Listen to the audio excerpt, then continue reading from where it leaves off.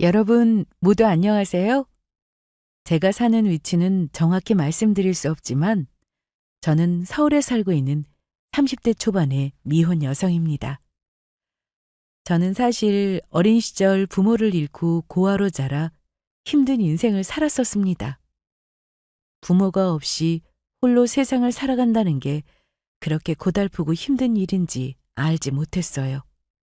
하지만 그런 저를 더 가슴 아프게 했던 것은 제가 결혼을 약속한 예비 남편을 만난 후부터였습니다. 예비 시모가 제가 간호사에 부모가 없는 고아란 사실에 저를 무시하며 엄청 괴롭혔거든요. 예비 시모는 사회생활을 하며 직장을 다니고 있었는데 잘난 본인의 직업에 비해 제가 하는 일이나 고아란 처지가 마음에 들지 않았던 겁니다. 하지만 저에게 뜻밖의 사건이 일어나며 제 앞에서 잘난 척만 하던 콧대 높은 예비 시모가 제 앞에서 창피란 창피는 다 당하며 무릎을 꿇고 저에게 매달리는 일이 생깁니다. 그래서 지금부터 그게 어떻게 된 일인지 여러분께 이야기해 드리려 해요. 제가 처음부터 고아였던 것은 아닙니다. 워낙 어린 시절 일이고 가족을 잃어버렸다는 충격 때문인지 기억을 많이 잃긴 했지만 분명히 저에게도 저를 아껴주고 사랑해주던 가족들이 있었습니다. 제가 저희 집에서 막내였는데 저를 많이 사랑해주시던 부모님과 언니 오빠들이 있었으니까요. 언니랑 오빠들은 저를 무척 예뻐하며 자주 놀아주었습니다. 제가 가족들과 헤어지게 되었던 것도 바로 그 이유에서였으니까요. 그 일은 제가 7살 때 일이었는데 그때 저희 첫째 언니가 고등학생이었거든요. 그런데 하루는 제가 첫째 언니가 너무 보고 싶다며 첫째 언니네 학교로 언니를 찾으러 가겠다며 엄마 몰래 집을 나갔던 겁니다. 그렇게 저는 길을 잃고 헤매게 되었고 꼬박 하루를 울며 길거리에서 배회하다가 보육원에 들어가게 되었습니다. 처음엔 가족을 잃어버렸다는 충격에 얼마나 절망했는지 모릅니다. 매일 밤 엄마와 아빠 그리고 언니 오빠를 찾으면 울었죠. 하지만 전 제 인생을 포기하지 않았습니다. 언젠가 가족들을 만날 수 있다는 희망을 버리지 않고 열심히 살았으니까요. 그래서 혼자 열심히 공부해 간호사를 꿈꾸며 간호대학에 들어가게 되었습니다. 물론 경제적인 비용이 들어가니 중간중간 과외 알바와 휴학을 하며 학비를 벌어야 했지만요. 그래도 전 간호사란 꿈을 이루게 되었고 그렇게 차차 제 삶의 안정을 찾아가는 듯 했습니다. 게다가 좋은 남자친구까지 생기게 되었고요. 남자친구와는 원데이 클래스로 케이크를 만드는 공장에서 만나게 되었어요. 저는 손으로 만드는 것을 좋아했는데 그곳에서 엄마 생일 케이크를 만들고 싶다며 찾아온 남자친구와 만나 서로 첫눈에 반하게 된 것이죠. 맨 처음에는 서로 연락처를 주고받으며 친구처럼 지내게 되었는데 남자친구가 먼저 저에게 고백을 해오며 사귀게 되었고 저희는 연인 사이로 발전하며 미래를 약속하게 되었습니다. 그렇게 남자친구는 저의 예비 남편이었죠. 예비 남편은 아버지께서 일찍 돌아가시고 예비 시모와 단둘이 살고 있었는데 서울에 있는 명문대를 졸업해 대기업에 다니는 능력 있는 사람이었어요. 그렇게 저희는 결혼을 약속한 후 얼마 후 시댁에 인사를 드리러 가게 되었습니다. 그런데 막상 시댁에 인사를 드리러 가려고 하니 걱정이 되더라고요. 시어머니가 저를 마음에 들어 하지 않으면 어쩌나 하고요. 그러자 예비 남편은 걱정하지 말라고 하더라고요. 예비 남편의 말로는 예비 시모께서 다정하고 좋으신 분이니 저를 보면 분명히 마음에 들어 할 거라고 하더라고요. 예비 시모는 저처럼 착하고 성실한 사람이 예비 남편의 짝이 되었으면 좋겠다고 늘 말씀하셨다면서요. 그래서 저도 예비 남편의 말을 믿고 어떤 의심도 없이 처음으로 시댁에 인사를 드리러 가게 되었습니다. 그곳에서 예비 시모에게 제가 어떤 대우를 받게 될지 생각도 하지 못한 채요. 어서 와요. 우리 아들이 결혼하고 싶다는 여자가 생겼다고 해서 어떻게 생겼나 궁금했는데 이제야 만나네. 그동안 아무리 물어봐도 말을 해줘야 말이야. 우리 아들이 예비 며느리 될 사람이 너무 괜찮은 사람이니 나보고 직접 만나서 확인해보라고 하더라고. 그래서 우리 예비 며느리 직업은 어떻게 되나? 아, 저는 병원에서 간호사 일을 하고 있어요. 엄마, 우리 현정이 정말 대단하지. 병원 간호사 아무나 할 수 있는 거 아닌데 너무 멋진 것 같아. 엄마, 간호사 며느리 둬서 앞으로는 건강 걱정 없이 살 수 있게 돼서 좋겠네. 그 간호사라니? 지금 대기업 다니는 우리 아들 만나는 여자가 겨우 간호사라는 거니? 아, 그러면 부모님은 무슨 일 하시고? 예비 시모가 반응이 조금 이상하긴 했지만 저는 제 착각이려니 했습니다. 예비 남편이 분명 예비 시모가 좋은 분이라고 이야기했던 것이 있었으니 그 말을 철석같이 믿었던 것이죠. 아, 실은 부모님은 안 계세요. 사실 제가 어렸을 때 부모님을 잃어버려서 보육원에서 자랐거든요. 그러면 지금 하는 일도 별 볼 일 없는 간호사의 고아라는 거냐? 엄마, 무슨 말을 그렇게 해? 간호사라는 직업이 어때서? 엄마가 잘 모르나 본데 간호사 아무나 할 수 있는 거 아니야. 공부도 엄청 많이 해야 하고 사람들이 부러워하는 직업이라고. 그리고 고아인 게 뭐 어때서? 나도 아빠 없이 컸고 요즘 세상에 누가 그런 걸로 차별한다고 그런 소리를 해. 알겠다. 나는 그냥 너무 놀라서 했던 말이지. 별 뜻 없었다. 하지만 별 뜻 없었다는 예비 시모의 말과 달리 제가 고아의 간호사라는 이유로 예비 시모는 저를 엄청나게 무시하며 괴롭히기 시작했습니다. 간호사라는 제 직업을 왜 무시하시는지 예비 시모가 솔직히 이해가 안 되었지만 알고 보니 예비 시모는 아직 직장 생활을 하고 있었고 능력이 대단했던 것인지 좋은 직장에 다니고 있는 것처럼 보였습니다. 제 앞에서 본인의 직장을 자랑하며 저를 엄청 무시했으니까요. 그러니 제 직업이 마음에 들지 않았던 것이고요. 하루는 예비 남편이 저와 예비 시모의 관계를 풀어보겠다고 분위기 좋은 식당에 데리고 갔었거든요. 그런데 예비 남편 앞에서 별말 없던 예비 시모는 예비 남편이 화장실을 간다며 자리를 비우자마자 저와 예비 시모를 비교했던 겁니다. 너 간호사라고 했니? 나라면 벌써 그 직업 때려치웠다. 나는 이 나이 먹어도 연봉도 많이 받고 내 능력 알아주는 곳에서 대우받으면서 일하는데 넌 겨우 간호사가 뭐니? 어디 그 돈 벌어서 입에 풀칠이나 하겠어? 너도 봐서 알겠지만 나는 이렇게 비싼 명품백도 편하게 들고 다닐 정도로 능력이 되는 사람이다. 그런데 너는 보니까 이런 명품 가방 하나 없는 것 같더구나? 어머니, 그런데 저도 대학 나와서 간호사 일하는 거고 간호사 되는 것도 정말 쉽지 않거든요. 저는 사람 살리는 직업인 제 직업이 무척 자랑스럽고요. 그리고 명품백 정도는 저도 마음만 먹으면 얼마든지 사서 들고 다닐 수 있어요. 제가 그런데 관심이 없어서 그렇지. 이게 어디서 거짓말이야? 네가 이렇게 비싼 명품백을 무슨 능력으로 사서 들고 다녀? 나 정도 되니까 이렇게 들고 다니는 거지. 그리고 네 직업이 자랑스럽게 뭐가 자랑스럽다는 거냐? 그래서 네가 지금 간호사밖에 못 된 거다. 적어도 사람이 일을 가질 거면 나보다 연봉도 많이 받고 대우도 받으면서 일할 수 있는 직장에서 일을 해야지.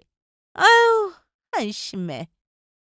그때 사실 예비 시모 행동이 조금 이해가 가지 않긴 했어요. 요즘 사람 중에 마음만 먹으면 명품백 하나 사는 것 정도는 어려운 일도 아닐 텐데 예비 시모가 왜 이렇게 유난인가 싶었던 겁니다. 그런데 자꾸만 제 직업을 무시하는 예비 시모를 보면서 저는 갑자기 궁금해지기 시작했습니다. 예비 시모가 얼마나 대단한 직업을 가지고 있기에 그렇게 저를 무시하는 건지요. 그래서 저는 예비 시모에게 묻게 되었습니다. 그런데 어머니, 저한테 한 번도 말씀 안 해주신 것 같아서 그러는데 어머니 하시는 일이 도대체 뭔가요? 연봉도 많이 받으시고 대우받는 일 하신다니까 갑자기 어머니께서 무슨 일 하시는지 궁금해져서요. 그, 그것까지는 네가 알 필요는 없고. 아무튼 너보다 훨씬 돈도 많이 받고 대우 좋은 데서 일하고 있으니까 너나 잘하도록 해라. 간호사야. 내 직업에 비하면 정말 팔끝도 못 따라가는 것만 알고. 예비시모가 무슨 일을 하는지 궁금하긴 했지만 말하고 싶어 하지 않는데 굳이 묻는 것도 그렇고 그래서 예비시모의 직업을 알아내는 일은 포기하게 되었습니다. 어차피 결혼하면 자연적으로 알게 될 일이었으니까요. 하지만 저는 그때부터 심각하게 고민을 하게 되었어요. 예비시모가 제가 간호사에 고하라는 것도 마음에 들어 하지 않고 있는데 아무리 제가 예비 남편을 사랑한다고 한들 결혼하는 것이 맞는 건가 싶은 거죠. 저는 어린 시절부터 가족 없이 자라서 그런지 예비시모와도 가족이 되어 잘 지내고 싶었지만 전혀 그럴 수 없을 것 같았거든요. 게다가 저를 대하는 예비시모의 행동도 저를 힘들게 했고요. 그래서 예비 남편과 단둘이 만났을 때 솔직한 제 심정을 이야기하게 되었죠. 자기야, 우리 이대로 결혼하는 게 정말 맞는 걸까? 어머님께서 저렇게 반대하시는데 나 자기랑 행복하게 살 자신이 없어. 자기야, 걱정하지 마. 자기 곁에는 내가 있잖아. 그리고 엄마가 계속 저러시면 나도 다 방법이 있어. 방법이라니? 어떤 거? 만약 엄마가 계속 우리 결혼 못마땅해 여기시면 나 엄마 말고 자기 선택할 거야. 내가 엄마 비위 맞추려고 결혼하는 것도 아니고 내 인생이 있는데 평생 엄마한테 얽매여 살 수는 없는 거잖아. 그래서 엄마가 계속 자기 못 살게 굴고 힘들게 하면 나 엄마 얼굴 안 보려고 살려고. 나도 엄마가 아무 이유 없이 자기 괴롭히는 거 더는 못 보겠어. 그러니까 자기야, 내가 어떻게든 엄마 마음 돌릴 생각이니까 아무 걱정하지 말고 나만 믿고 따라와. 알겠지? 알았어. 그러면 나 자기만 믿고 있을게. 예비시모의 마음을 어떻게든 돌리겠다는 말에 저는 예비 남편의 말을 믿고 한번 기다려보자 싶었어요. 바로 그 일이 있기 전까지는요. 예비시모가 도저히 제가 참을 수 없는 행동을 저질러 버렸던 겁니다. 예비 남편의 부탁에 저에게 한번 기회를 줘보겠다며 예비시모가 저를 따로 밖으로 불러냈던 겁니다. 예비 남편이 저랑 예비시모 맛있는 거 사 먹으라며 용돈까지 줬다면서요. 그런데 예비시모는 저를 보자마자 어린 시절 헤어진 제 부모님을 욕하기 시작했던 겁니다. 아무리 네가 어린 시절 부모를 잃어버려서 보육원에서 자랐다지만 하나를 보면 열을 안다고. 너를 보니 네 부모가 어땠을지 뻔히 보이는구나. 피는 못 속인다고. 네가 지금 겨우 간호사 일밖에 못하고 있는 거 보니까 네 부모도 너처럼 머리도 나쁘고 멍청했을 거다. 그러니까 어린 새끼도 잃어버려서 보육원에서 살게 했겠지. 얼마나 사람이 모자라면 자식을 잃어버릴 수도 있는 거냐? 내가 새끼 잃어버렸으면 나 같으면 벌써 확 혀 깨물고 죽어버렸을 거다. 차라리 그런 부모는 없는 게 낫지. 있어봤자 무슨 도움이 되겠어? 어머니, 제가 마음에 들지 않는 건 알겠는데 그래도 정도껏 하시죠. 아무리 어머니라도 저희 부모님 함부로 욕하는 건 참을 수 없으니까. 니까짓게 참지 않으면 어떻게 할 건데? 솔직히 나 정도 교양 있고 경우 있는 사람이라 고아의 간호사 일하는 너 같은 것도 며느리로 받아주려고 하는 거지. 다른 사람 같으면 어림도 없다. 그리고 이게 지금 포르장머리 없이 누구 앞에서 큰 소리야? 네가 자란 보육원에서 그렇게 가르치든 어른들 앞에서 그렇게 경우 없이 파락파락 대들라고? 예, 그렇게 가르치던데요. 무식해서 사람 면전에다가 욕하면서 헛소리하는 사람 있으면 참지 말라고요. 너 지금 뭐라 그랬어? 감히 나한테 무식이라고 한 거냐? 네, 어머니 지금 하는 행동이 너무 무식하게 보여서 무식하다고 말씀 좀 드렸어요. 제 앞에 매번 기품이니 교양이냐는 소리 하시면서 지금 사람 면전에 대고 남의 부모 욕하는 게 어머니 보시기에는 기품 있고 교양 있는 것처럼 보이세요? 그리고 저도 더는 참을 수 없을 것 같아 아무래도 여기서 끝을 내야겠네요. 끝을 내다니? 무슨 끝을 내겠다는 건데? 아줌마, 아직도 내가 하는 소리가 무슨 소린지 모르겠어?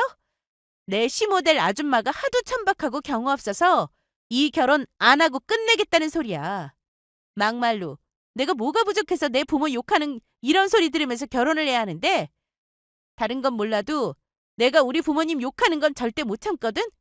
그리고 아줌마 정신 차려. 아줌마 아들만 서울에 있는 좋은 대학 나온 거 아니고 나도 반에서 1, 2등 하면서 서울에 있는 좋은 대학 나왔고 어디 가서 내가 간호사라고 하면 좋은 직업 가졌다면서 다들 부러워해. 사람 살리는 내 직업이 나는 자랑스러워.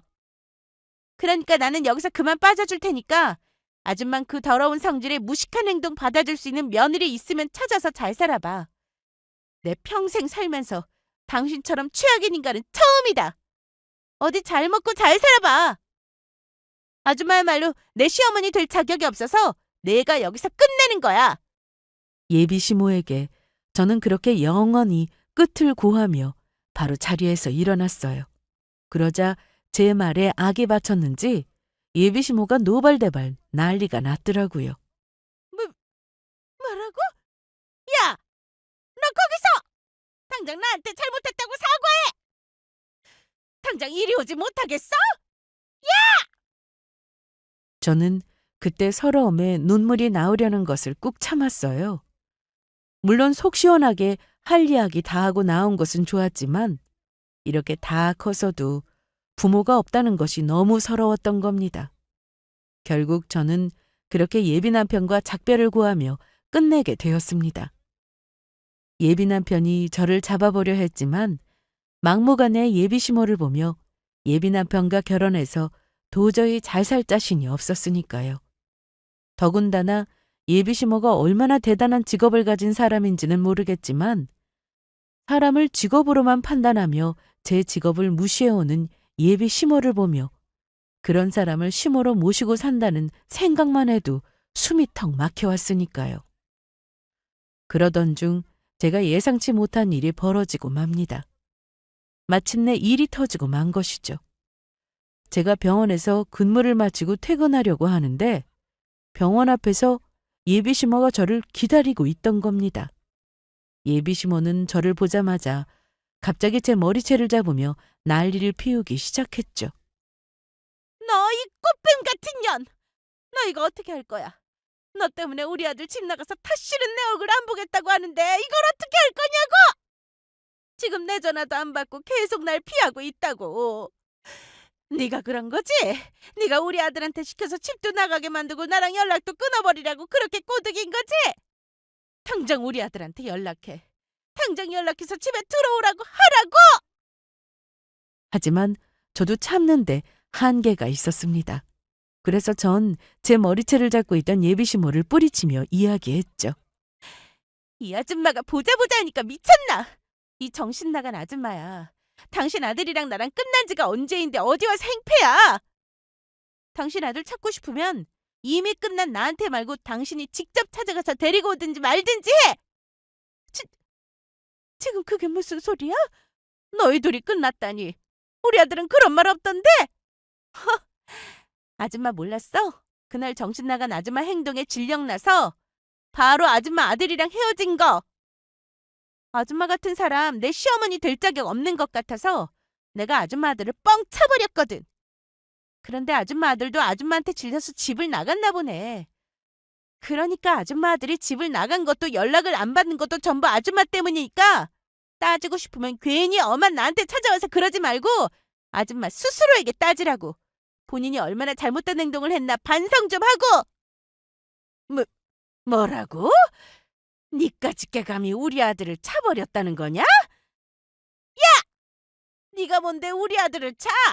끝내도 우리 아들이 끝내야지. 네 주제에 감히 우리 아들을 차냐고? 너 어디 오늘 나한테 매운맛 좀 봐라.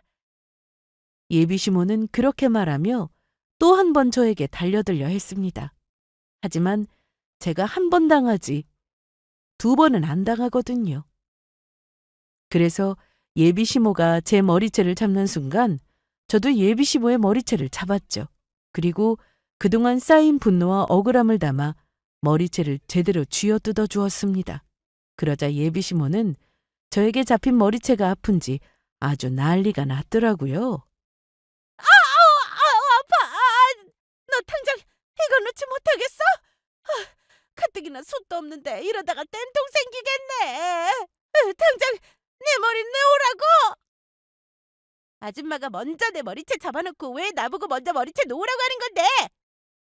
내가 아줌마 머리채 놓기를 바라면 아줌마 먼저 잡고 있는 내 머리채를 놓던지. 그리고 그동안 나 고아라고 간호사라고 무시했던 것도 우리 부모님 욕했던 것도 전부 사과해! 그럼 놓아줄 테니까. 그전까지는 나 아줌마 머리 절대 못 놔줘! 그렇게 예비시모는 한동안 버티는가 싶더니 결국에는 울면서 저에게 사과했습니다. 힘으로 절대 젊은 사람을 이길 수 없었던 겁니다. 내가 미안하다. 너 그동안 간호사라고 고아라고 무시했던 것도 네 부모 욕한 것도 전부 미안해. 그러니까 제발 내 머리 좀 놔줘. 나 대머리 되기 싫다고.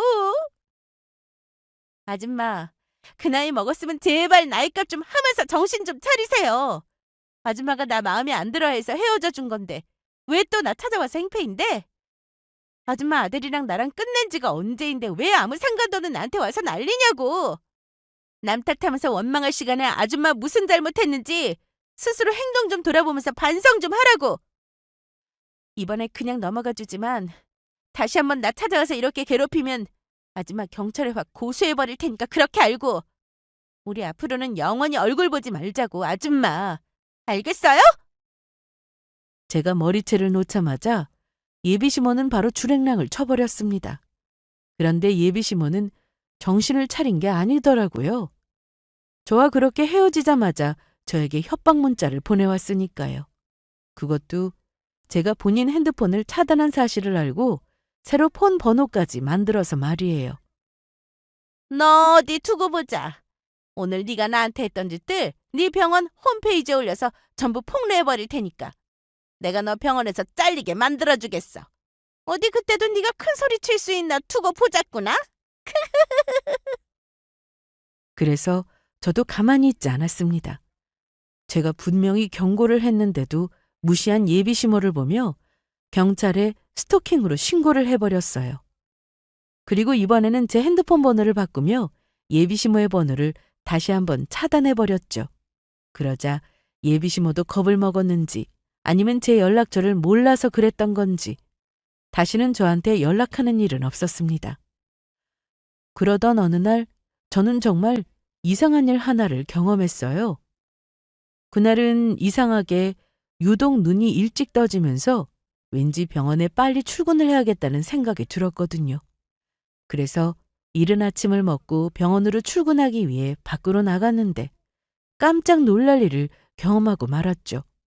버스 정류장을 가기 위해 걸어가고 있는데 길거리에 한 노인분이 쓰러져 계셨던 겁니다. 게다가 노인분의 쓰러진 모습에 주변 사람들은 노인분에게 모여들어 다들 어찌할 바를 몰라하고 있었습니다. 그때 정말 제 몸은 본능적으로 움직였습니다. 저는 재빨리 노인분에게 달려갔고 노인분의 상태를 확인하기 시작했습니다. 노인분은 심장마비가 와 있는 상태였고 전 재빨리 심폐소생술을 시작했죠. 그러자 옆에 있던 사람들도 재빨리 119 구급차에 신고를 해주었고요. 다행히 구급차가 늦지 않게 와주었고 저는 노인분을 살릴 수 있었어요.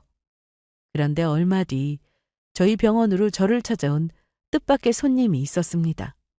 그때는 몰랐는데 제가 살려드린 노인분께서 대단한 분이셨는지 그분 비서라는 분이 찾아왔던 겁니다. 사실 노인분을 살리면서 혹시 몰라 제가 구급차를 타고 병원까지 이송하는 걸 도와드렸거든요. 곁에 보호자도 없는 것도 있었고 마침 구급대원분들이 노인분을 데리고 가는 곳이 바로 저희 병원이기도 해서 제가 곁에서 보살펴드리며 같이 가는 게 낫겠다 싶었던 거죠.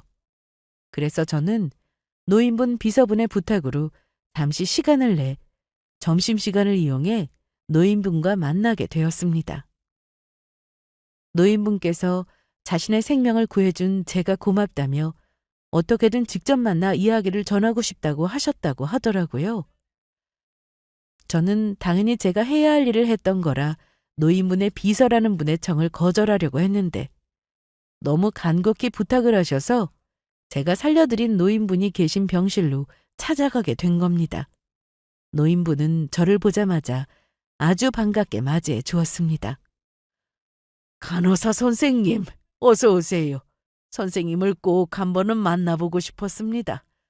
이렇게 제 목숨을 살려줘서 고마워요.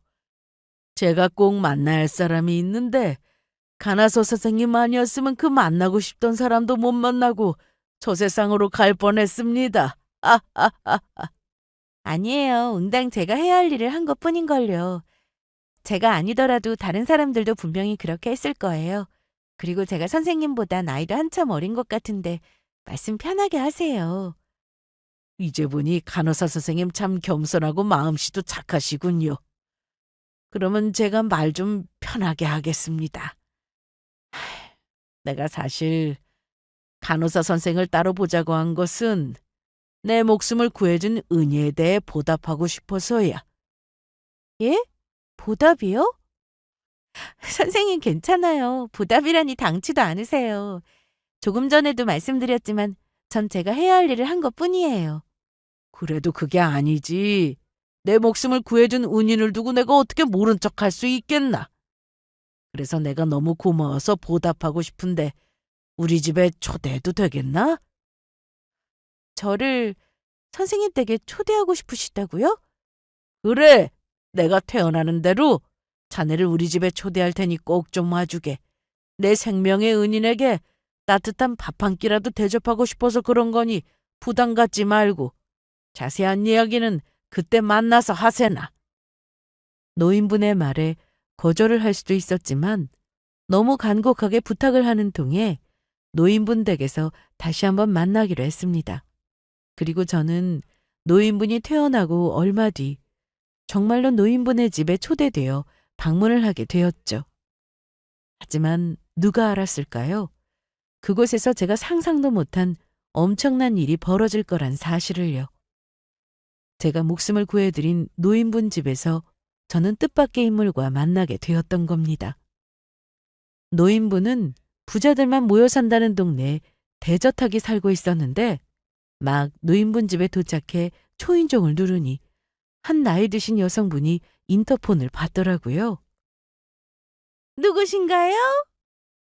네, 오늘 김 선생님께 초대받아온 사람인데요. 아, 우리 회장님 구해주신 간호사 선생님이시나 보네요. 잠시만 기다려주세요. 저는 여기 일하는 사람인데 빨리 열어드릴게요. 인터폰 받은 사람이 가사도우미분 같았는데 친절한 목소리였지만 왠지 모르게 익숙한 느낌과 함께 꺼림칙한 느낌이 들었습니다. 그리고 그 이유를 바로 알게 되었죠. 문을 열어준 가사도우미를 보자마자 저도 가사도우미도 너무 놀라 까무러칠 뻔했으니까요. 그만이 세상에 네가 여기를 어떻게... 그 사람은 다름 아닌 저와 예비 남편을 헤어지게 만들었던 장본인인 예비 시모였습니다. 예비 시모는 저를 보더니 기겁하며 놀라 바닥에 엉덩방아를 찧으며 넘어지고 말았던 겁니다. 당신이 여기를 어떻게... 뭐야, 아줌마 지금 여기서 가사도우미 일하면서 나 간호사라고 무시했던 거예요? 나한테 엄청 대단한 직업 가지고 있는 척 잘난 척하면서 갑질했던 거냐고. 됐고 빨리 돌아가라. 내가 김 회장님한테는 네가 바쁜 일 있다면서 그냥 갔다고 할 테니까 당장 꺼지라고. 나는 여기 김 선생님께 초대받은 건데 아줌마가 뭔데 오라가라예요? 아줌마가 집주인도 아니고 여기서 일하는 가사도우미일 뿐이잖아요. 너 우리 회장님한테 지금 내가 너한테 했던 짓거리를 만나서 이를 거잖아. 그렇게 되면 자기 목숨 살려준 생명의 은인 괴롭힌 나를 여기서 계속 일하게 해주겠니? 김 회장님이 월급도 많이 주고 얼마나 좋았는데. 그러니까 당장 꺼지라고. 아줌마, 미쳤어요? 자꾸 이러면 내가 지금 김 선생님 핸드폰으로 연락해서 그동안 아줌마가 나한테 했던 행동까지 전부 말할 수밖에 없다고요. 그때 뒤에서 익숙한 사람의 음성이 들려왔습니다. 저와 예비시모가 다투는 소란스런 소리에 노인분께서 나오셨던 겁니다. 도대체 이게 무슨 소란인가? 회장님, 잡상인이 들어와서 내쫓으려고 했어요. 그러니까 신경 쓰지 마시고 얼른 들어가세요. 잡상인은 무슨 잡상인? 나한테 분명히 나 구해준 간호사 선생님 왔다고 하더니 이게 무슨 헛소리인가? 그리고 지금 내 눈앞에 나 목숨 구해준 간호사 선생님 보이는데 지금 날 놀리는 건가? 그래서 저는 참지 않고 말했습니다. 선생님, 그게 아니고 여기 가사도우미 분이 저를 내쫓으려고 했어요. 사실 여기 가사도우미 분이 내가 아는 사람인데 저한테 엄청난 못된 짓을 했거든요. 그래서 그 사실 선생님이 알게 되시면 자기 잘릴 수도 있다면서 저보고 나가라고 했다고요. 뭐야? 그게 사실인가? 정여사, 자네가 뭔데 내 생명의 은인을 내쫓으려 한다는 건가? 그리고 도대체 내 생명의 은인에게 무슨 나쁜 짓을 했던 거야? 노인분의 말에 예비시모는 안절부절 못하며 눈치를 보기 시작했고, 그래서 제가 이야기했습니다. 사실은 여기 가사도우미 분 아들이랑 저랑 많이 사랑하는 사이였어요. 그런데 저보고 별 볼 일 없는 간호사에다가 고하라며 마음에 안 든다고 당신 아들이랑 헤어지라고 하더라고요. 저희 부모님이 멍청해서 제가 간호사밖에 못된 거라며 저희 부모님 욕까지 하면서요. 자기 아들은 대기업 다니는 잘 나가는 사람인데다 본인도 엄청나게 잘 나가는 직업 가지고 있다면서 저보고 수준이 안 맞는다고 했다고요. 그게 사실인가? 직업이 귀천이 어디 있으며 날 살려준 생명의 은인에게 감히 수준이 안 맞는다고 했어? 그렇게 따지면 정여사 자네 집은 뭐 볼 게 있다고 그런 헛소리를 한 건가? 정여사 자네는 아웃이야. 내일부터 우리 집에서 일하러 올 필요 없네. 회장님, 제가 잘못했습니다. 그러니까 제발 한 번만 봐주세요. 다 필요 없어. 집안 형편이 어렵다고 해서 일 못해도 봐주면서 데리고 있었더니 지 주제도 모르고 밖에서는 사람 우습게 보며 헛짓거리를 하고 다녔어. 아들이 대기업 다녀서 못 먹고 살 형편도 아니었으면서 그동안 우리 집에서 쫓겨나지 않으려고 거짓말하고 다녔던 건가? 아이, 그게 아니고 제가 아들 몰래 주식을 했다가 빚을 많이 져서 저 그 빚을 다 갚아야 합니다. 우리 아들이 알면 저 정말로 안 보려고 할 거라고요. 전부 자업자득이지? 내가 다른 사람 무시하면 나도 당할 수도 있다는 생각을 왜 못해? 사람 불러 내쫓기 전에 당장 나가! 그러자 예비시모 저의 팔을 붙잡고 매달렸습니다. 현정아, 내가 미안하다. 우리 아들이랑 결혼 다시 허락해 줄 테니까 제발 회장님한테 말해서 나 좀 써달라고 하면 안 될까? 나 좀 살려줘! 그동안 저를 무시했으면서 본인이 아쉬워지니 매달리는 예비시모를 보니 저는 너무 화가 나서 예비시모의 팔을 뿌리쳐버렸죠. 그러자 제가 손목에 차고 있던 스마트워치가 풀어지며 제 손목에 있던 반점이 밖으로 드러나게 되었습니다. 제가 어렸을 때부터 가지고 있던 것으로 푸른색의 눈사람 모양의 반점이었는데 제가 차고 있던 스마트워치가 굵어서 보이지 않았던 겁니다. 그런데 제 손목에 난 눈사람 모양의 푸른 반점을 보더니 노인분이 갑자기 제 손목을 잡으면서 놀라서 묻는 것이었습니다. 자네 그 반점은 언제부터 있었던 건가? 혹시 어릴 때부터 가지고 있었던 건가? 갑작스레 다급한 표정이 되어 묻는 노인분을 보며 저는 무슨 일인가 싶었지만 너무 간절해 보이는 표정에 예비시모와 다투던 일도 있고 말씀드렸어요. 네? 제 손목에 있는 반점이요? 이거는 제가 어린 시절부터 가지고 있던 건데요. 반점이 커서 어린 시절에 동네 아이들한테 놀림 많이 당했었는데 그럴 때면 엄마랑 아빠가 제 반점은 귀여운 눈사람 닮았다면서 나중에 저에게 큰 행운을 꼭 가져다 줄 거라고 했어요. 뭐라고? 부모님이 눈사람을 닮았다고 나중에 큰 행운을 가져다 줄 거라고 했다고? 그러면 또 다른 건 혹시 부모님에 대해 기억나는 건 더 없는 건가? 사실은 제가 저희 집 늦둥이를 태어났어요. 그래서 제 위로 저보다 훨씬 나이가 많은 오빠랑 언니들이 있었고, 저희 엄마랑 아빠도 나이가 좀 있었습니다. 지금 생각해보면 제가 7살 때 두 분 다 40대 중반에 넘으셨던 것 같아요. 그래서 부모님이 보기에 제가 계속 아기 같아 보였는지 7살이 되었을 때도 저보고 아가아가 그렇게 부르셨어요. 덩달아 오빠랑 언니들도 절 그렇게 불렀고요. 아, 아가?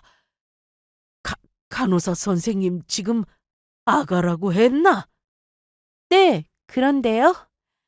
그런데 선생님, 아까부터 왜 저희 부모님 이야기는 자꾸 물으시는 건가요? 그때였습니다.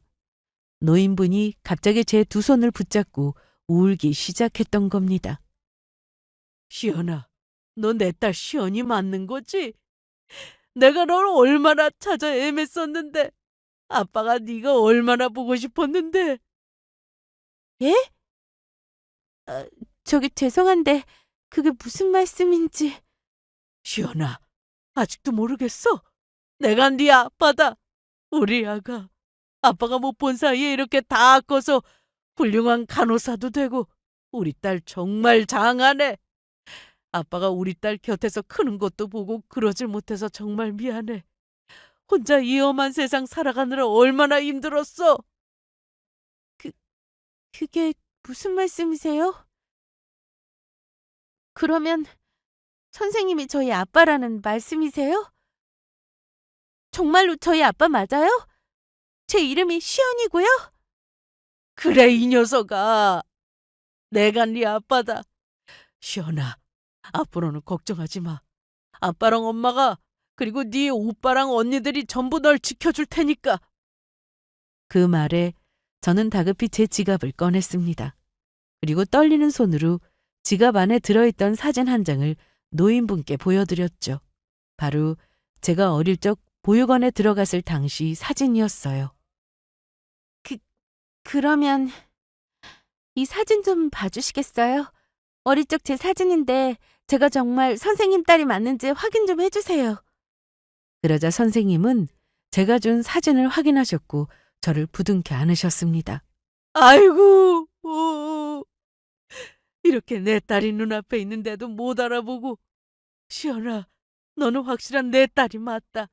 네가 입고 있는 원피스도 이 아빠가 네 생일 때 사준 거다. 그러면 선생님이 정말로 제 아빠가 맞는다는 말씀이세요? 그러면 혹시 병원에서 꼭 만나야 할 사람이 있어서 아직 죽으면 안 된다고 했던 말씀이 절 두고 하셨던 말씀이었어요? 아빠, 너무너무 보고 싶었어요. 제가 보고 싶어서 매일 밤 얼마나 울었는지 몰라요. 그래, 우리 딸 얼굴도 아직 못 봤는데 아빠가 어떻게 떠나? 아빠가 미안해. 우리 시연이 찾으려고 열심히 노력했는데 찾지를 못했어. 우리 소중한 아가 시연아. 저와 아빠는 그렇게 서로를 부둥켜 안고 울었습니다. 그런데 그때 눈치 없이 끼어드는 사람이 있었죠. 바로 예비 시모 말이에요.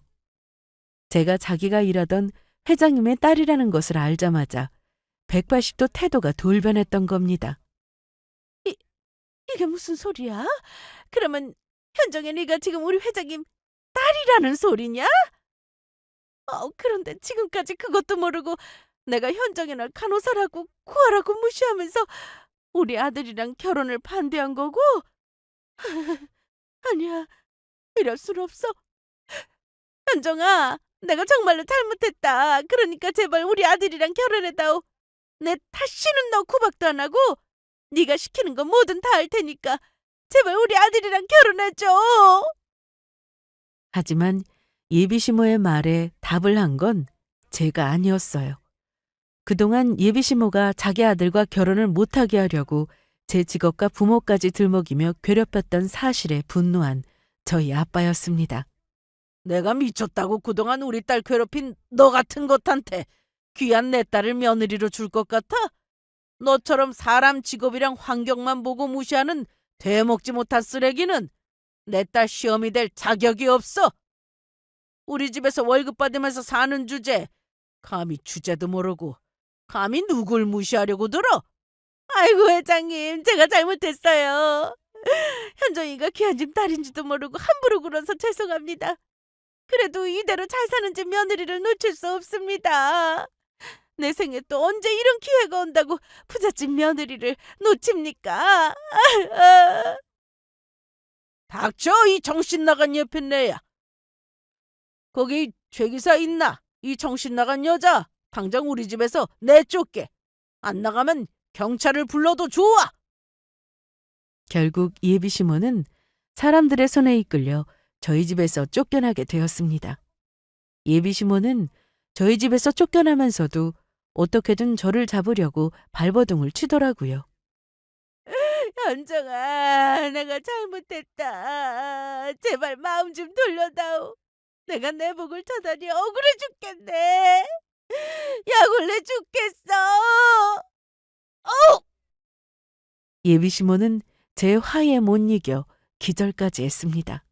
그래서 결국 119 구급차에 실려 병원까지 가게 되었는데 제법 충격이 컸었는데 기절한 채 구급차 안에서 용변 실수까지 한 것 같더라고요. 그 후 저는 다시 한번 깔끔하게 예비 남편과의 일을 정리했습니다. 예비 남편은 예비 시모가 벌인 일에 저에게 많이 미안해했죠.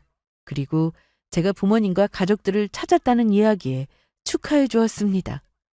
비록 예비 시모 때문에 예비 남편과 저는 헤어지게 되었지만 부디 제가 행복하길 바란다고 이야기했었죠. 그리고 그때 예비 남편과 통화를 하면서 알게 된 사실인데 왜 그런 생각을 했었는진 모르겠지만 예비 시모는 본인이 가사 도우미 일하는 것이 부끄럽다며 당신이 무슨 일 하는지 저한테 비밀로 해달라고 했다고 하더라고요. 나중에 기회가 되면 직접 이야기를 하겠다면서요. 그래놓고 제 앞에서는 그렇게 잘난 척을 하며 저를 괴롭혔던 거죠. 본인 아들이 대기업에 다닌다는 이유로요. 게다가 예비 시모가 자랑하며 들고 다녔던 명품백도 당신이 직접 산 게 아니라 예비 남편이 선물로 사주었던 것이라고 하더라고요. 하지만 예비 시모는 정신을 못 차리고 저를 만나겠다면서 저희 집으로 찾아온 날이 있었습니다.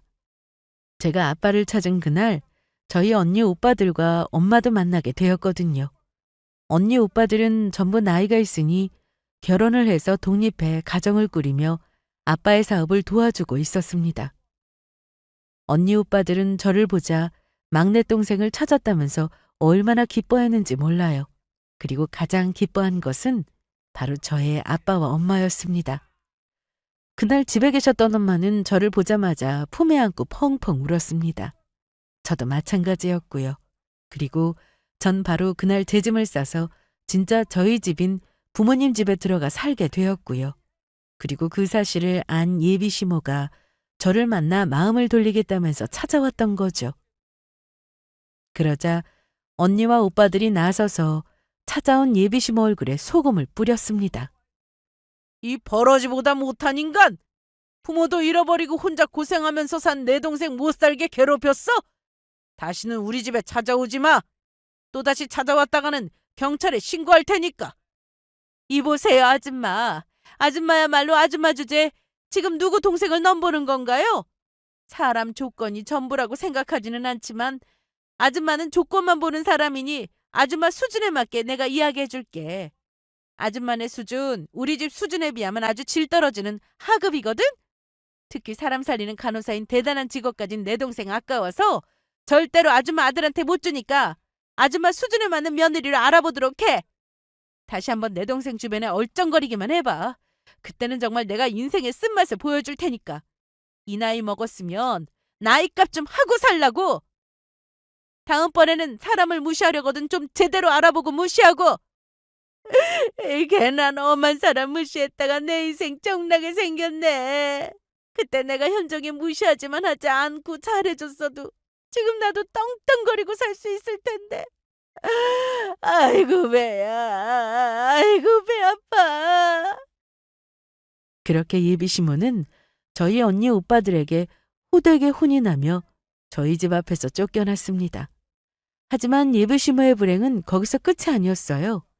예비 남편의 지인을 통해 들은 소식인데 예비 남편에게 증권을 하다가 빚을 진 것을 들킨 데다 이미 예비시모에게 질릴 대로 질린 예비 남편이 예비시모와 함께 결혼을 선언해버린 것 같더라고요.